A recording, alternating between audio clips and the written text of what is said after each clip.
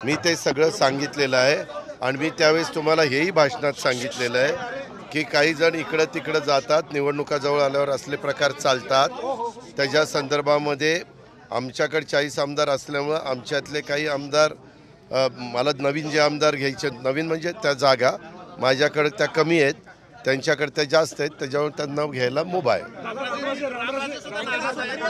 एक मिनिट, रामराजांनी मला काल फोन केला, त्यांनी मला सांगितलं मी मुंबईला येतोय, ते आज मुंबईला गेले. मी आज रात्री जाऊ शकणार नाही, पण उद्या अर्ली मॉर्निंग मुंबईला जाणार आहे, त्यावेळेस मी त्यांच्याशी बोलणार आहे. मला मी त्यांनी वक्तव्य केलेल्याला माय उत्तर द्यायला बांधील नाही आहे. मी माझ्या स्वतंत्र विचाराचा आहे, मी राज्याचा उपमुख्यमंत्री आहे. मला जे काही सांगायचं होतं ते आत्ता सभेत इतकं विस्तृतपणे मी सांगितलेलं आहे, त्याच्यामध्ये कुठलाही मुद्दा मी ठेवलेला नाही आहे. त्याच्यावर तिथं प्रत्येकाची वक्तव्य मागच्या काळात काय काय होती, पक्षांतर बंदी कसं होतं, आयाराम गायाराम ह्याच्याबद्दल ते स्वतः काय बोलले होते, तुम्हीच चॅनलवाल्यांनी दाखवलं, तुम्हीच लोकांनी दाखवलेलं मीच बघितलं. आणि आज त्यांच्यावर काय बोलण्याची पाळी आली ते त्यांनी त्याचा विचार करावा. हे दर मुंबईला घे. हां, अजून काय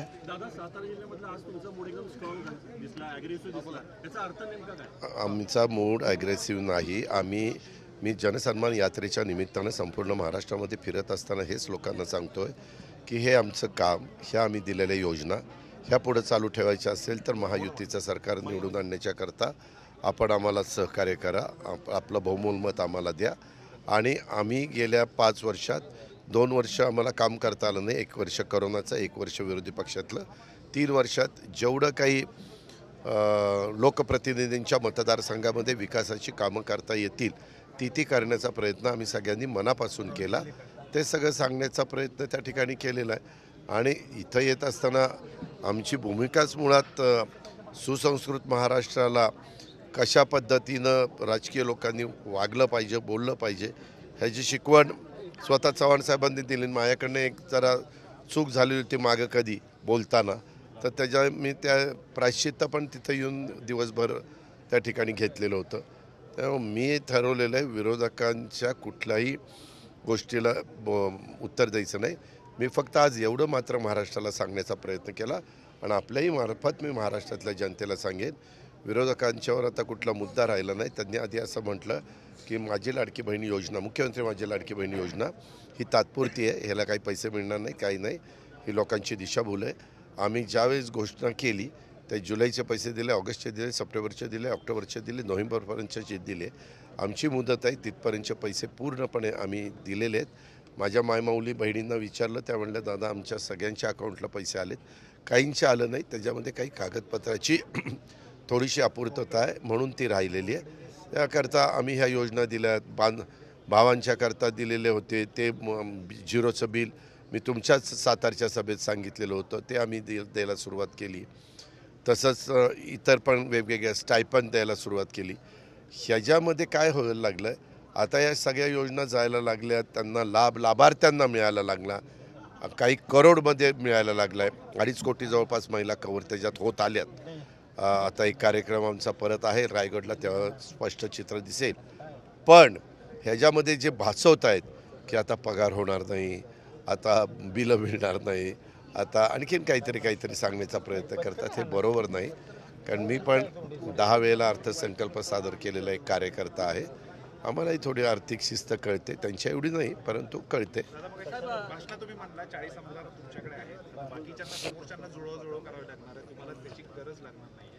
तसं नाही हो, त्यातला भाग एक सांगितलेला आहे. आता ह्या 40मधले देखील काही जणांना असं वाटलं की बाबा आपण वेगळी भूमिका घेऊ, तर ते घेऊ शकतात, लोकशाही आहे. आणि प्रत्येक निवडणुकीत तुम्ही 2014ची निवडणूक आठवा, त्याही निवडणुकीमध्ये मोदी साहेबांचा करिश्मा संपूर्ण देशभर झालेला होता. मोदी साहेब सत्तेवर आलेले होते आणि त्या काळात इथलं नेतृत्व देवेंद्रजींच्याकडे होतं.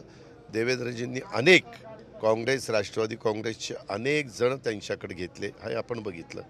आता त्याचे घेतलेल्यातलेच काही आता परत माघारी फिरलेले आहेत. आता त्यांनी काय कदाचित हर्षवर्धन पाटलांना असं वाटलं असेल किंवा ती जागा सिटिंग आमदाराला जाईल, मग आपल्याला जागा मिळणार नाही, असं काहीतरी प्रत्येकाला आमदार पण व्हायचं आहे, प्रत्येकाला निवडून पण यायचं आहे, त्याच्याकरता जागाही पाहिजेत. आता आम्ही 3 पक्ष मिळून एक जागा लढवतो आहे. त्याच्यामुळं 3 पक्षातले कार्यकर्ते इच्छुक असतातच. त्या समोर पण 3 पक्षात मिळून एक जागा द्यायची. मग त्याच्यामध्ये नंतर प्रकाश आंबेडकरांनी पण जागा लढवत आहेत. तिसरी शक्ती म्हणून बच्चू कडू, त्याच्यानंतर तुमचा शेट्टी, राजू शेट्टी आणि संभाजी महाराज हे पण लढवत आहेत. अशा अनेक वेगवेगळे जण त्यांच्या तिसरी शक्ती, चौथी शक्ती, पाचवी शक्ती, आता किती शक्ती होणार आहेत माहिती नाही. पण एक आहे, मोठ्या प्रमाणावर उमेदवार उभे राहतील असा माझा अंदाज आहे.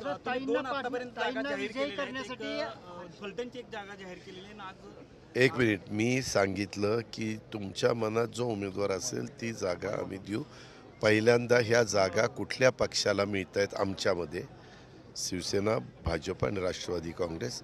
राष्ट्रवादी काँग्रेसला ती आली तर त्यामध्ये इथल्या कार्यकर्त्यांच्या मनातला उमेदवार देऊ असं मी सांगितलं.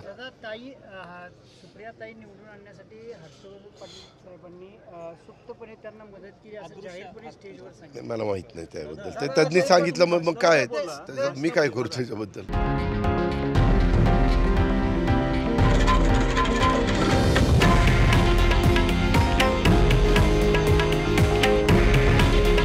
हे आहे देशातील नंबर 1 न्यूज नेटवर्क आणि आपण पाहत आहात TV9 मराठी. काळजी तुमची, हित महाराष्ट्राचं.